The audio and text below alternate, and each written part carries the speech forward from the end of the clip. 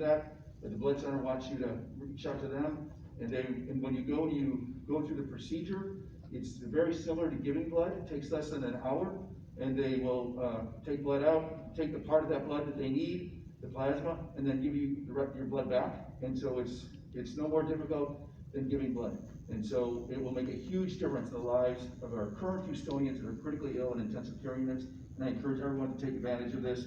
Again, www.giveblood.org or 713-791-6608. Chief Hayden. Thank you, Mayor. Thank you, Mayor. Good afternoon, everyone. I want to start my report by again stating that we are maintaining what we have as far as personnel in quarantine. We haven't seen a spike in firefighters having to be quarantined due to exposure, which is a positive thing. It speaks to the excellent work that our firefighters are doing in protecting themselves and protecting the community. We have 79 firefighters in quarantine right now. In the course of the operation, we've had 39 firefighters that have tested positive for COVID-19. We have 25 that have returned to work, and they're recovering at home, or the ones that are positive are recovering at home.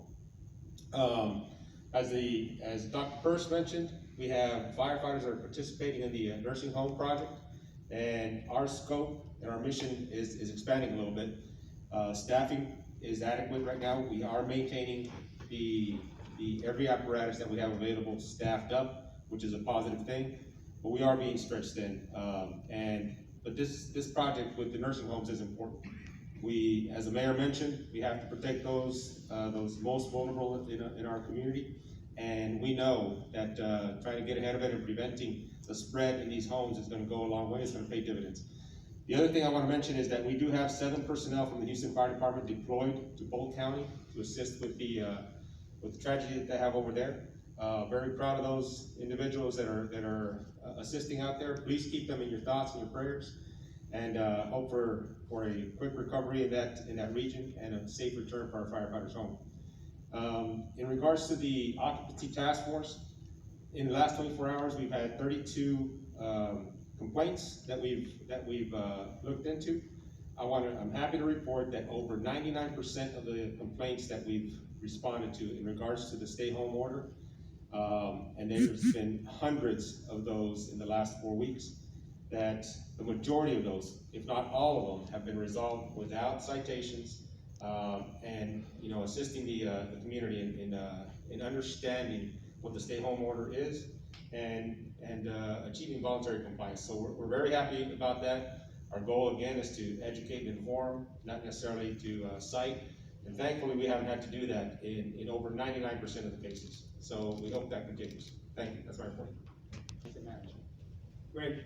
Thank you, Mayor, for your leadership and for bringing on new partners every day to bring in donations and masks and equipment.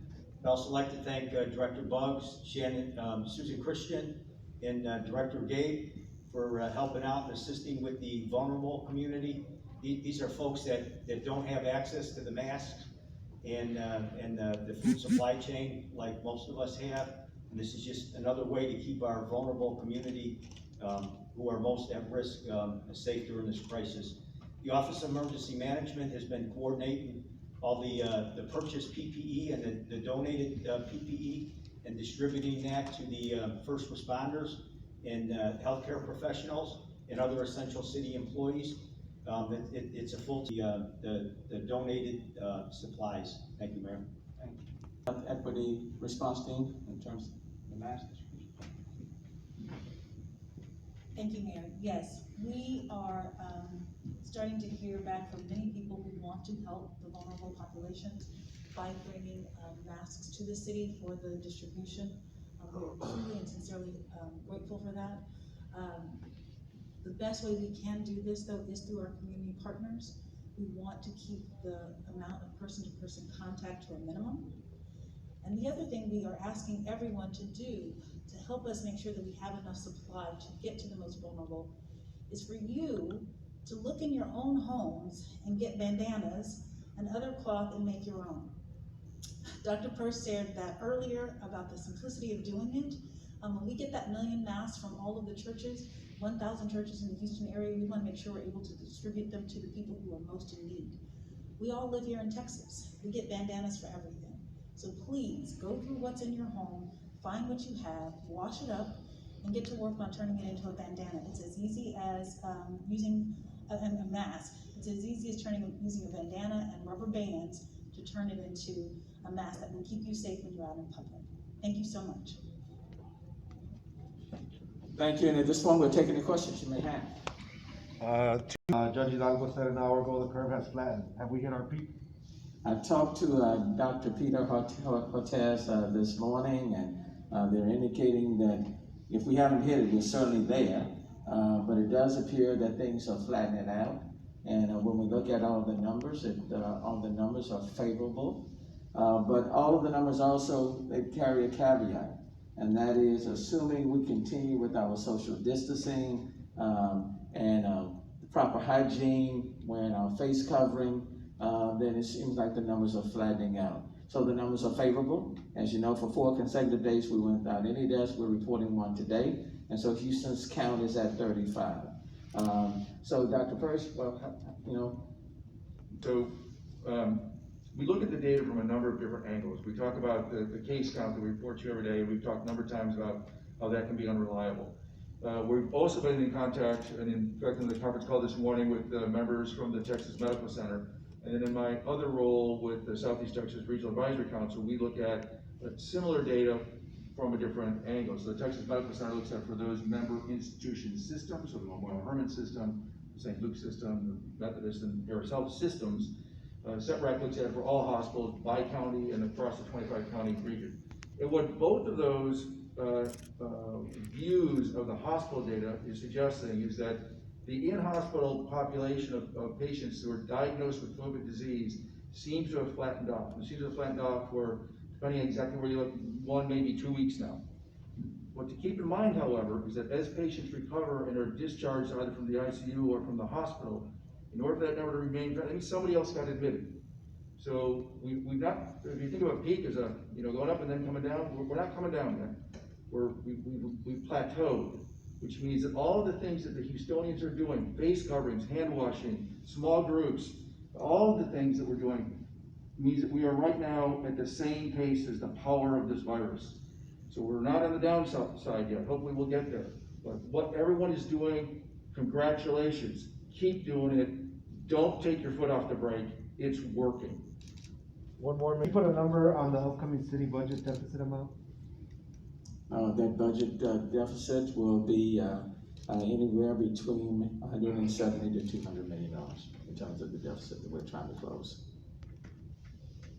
It will be a deficit that the city has faced. Now, 2016, I said in 2016 it was the worst, and that's because we were dealing with pensions, the rising cost of the pension. And in 2016, that was the worst deficit shortfall the city has ever faced in its history. This one will be worse than 2016. So it will be the worst budget deficit in the city of Houston. The sales tax reduction for us in terms of revenue will be a little over $100 million alone. And then when you take into account municipal courts, those fees, parking fees, all are down. So when you factor all of that in, without any flexibility in federal funding to fill the gap, it does mean, for example, that police cadet classes, all 5 will be deferred. It does mean that thousands of employees will have to be furloughed. It does mean that there will be additional deferments within this budget. There's just no way to make otherwise to make it balance. And to switch things around and. We were on a conference call, other big city mayors were on a conference call at 1 o'clock today with Senator Cornyn. And he acknowledged that the sales tax reductions were directly related to COVID-19. And in his view, the use of federal dollars to fill that gap would be an understandable use. However, the Secretary of Treasury and Congress has yet to provide that flexibility. So as of today, we cannot use even the dollars that have been awarded to municipalities to fill the deficit. It's our hope that Congress is understanding our situation.